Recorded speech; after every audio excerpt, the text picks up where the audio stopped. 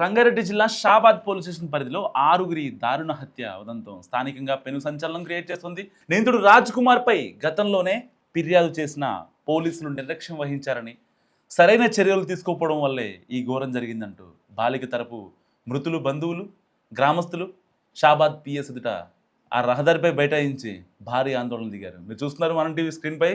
So వాళ్ళనే అత్యంత దారుణంగా చంపేశాడు రాజ్ కుమార్. ఒకరిని కాదు, ఇద్దరిని కాదు, ఆరుగురిని పొట్టను పెట్టుకున్నాడు. అయితే ప్రధాన నిందితుడు రాజ్ కుమార్ పై ఏదైతే పోక్సో కేసు పడిందో, ఆ పోక్సో కేసు పడిన తర్వాత ఇక మనోడు మరీ చాలా వియర్డ్గా మారిపోయాడు అనమాట. నా మీద పోక్సో కేసు పెడతారా అంటూ. యాక్చువల్గా అంటే ఏదో ఎవరి మీదో పెట్టాల్సిన కేసు రాజ్ కుమార్ పెట్టలేదు. రాజ్ కుమార్ ఈ షాబాద్ పరిధిలోని ఒక దళితుల మీద ఈ అబ్బాయి అంటే ఒక రోజున తాగిన రోజు తాను ఒక మైనర్ బాలికపై అఘాయిత్యం చేయబోయాడు. సో అది ఊర్లో తెలిసింది. దాని తర్వాత పెద్దల సమక్షంలో పంచాయతీ చేశారు, అంతా జరిగింది, అంతా ఓకే. అండ్ దాని తర్వాత మళ్ళీ ఒకరోజు వెళ్ళి వాళ్ళ అమ్మతో దుర్భాషలాడి ఆ మైనర్ బాలిక ఆ అమ్మాయిపై అఘాయిత్యానికి పాల్పడ్డాడు.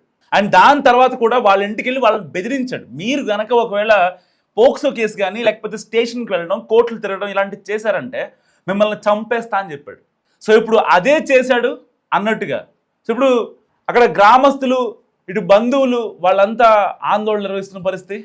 ఒకరిని కాదు, ఇద్దరిని కాదు, ఆరుగురిని చంపిన ఉదంతం ఇప్పుడు రెండు తెలుగు రాష్ట్రాల్లో సంచలనంగా మారింది. సో నిజంగా ఒకవేళ కనుక రాజ్ కుమార్ పై ఆ రోజున పోక్సో కేసు పడినప్పుడు వెంటనే ఎఫ్ఐఆర్ కట్టి ఒకవేళ అతని కోర్టు ప్రొసీజర్ ఛార్జ్షీట్ కనుక వేసి వాడిని జైలుకి పంపించేస్తే ఇంత నరమేధం జరిగేదా? ఆరుగురు నిండు ప్రాణాలు. అయితే రాజ్ కుమార్ వాళ్ళ వైఫ్ కావచ్చు, వాళ్ళ పిల్లలు కావచ్చు, మీరు చూస్తున్నారు మనం టీవీ స్క్రీన్పై, వాళ్ళ పిల్లలు నిజంగా చాలా చాలా చాలా చిన్న పిల్లలు. రాజ్ కుమార్ కూడా ఏజ్ ఏమీ అంత పెద్దది కాదు. Just Raj Kumar 28 years old. So అంటే ఆ ఏజ్కే అంత ఎక్స్ట్రీమ్ అయ్యాడు అంటే నిజంగా జస్ట్ ఇమాజిన్ ఎంతమందిని బెదిరించుంటాడో, ఎంతమందిని ఇది చేస్తుంటాడు. అసలు వాళ్ళని చంపిన విధానం కూడా, తాను కత్తితో పొడిచిన విధానం, ఒక్కొక్కరి బాడీలో దాదాపుగా 40 కత్తిపోట్లు ఉన్నాయి. ఒకటి కాదు, రెండు కాదు. ఎంత దారుణంగా హింసించి చంపాడంటే చిన్నపిల్లల్ని కూడా, చిన్నపిల్లల ప్రైవేట్ పార్ట్స్ మీద, సొంత వాడికి పుట్టిన కూతుర్నే చంపాడంటే ఆ ప్రైవేట్ పార్ట్స్ మీద పొడిచి ఇక అర్థం చేసుకోండి. అంటే నిజంగా మాట్లాడటానికే ఇలాంటి వాడి గురించి చీ అనిపిస్తుంది. సో ఇప్పటికీ చాలామంది ఆ స్టేషన్ ఎదుట, షాబాద్ పోలీస్ స్టేషన్ ఎదుట వాడిని చంపేయాలంటూ డిమాండ్ చేస్తున్నారు.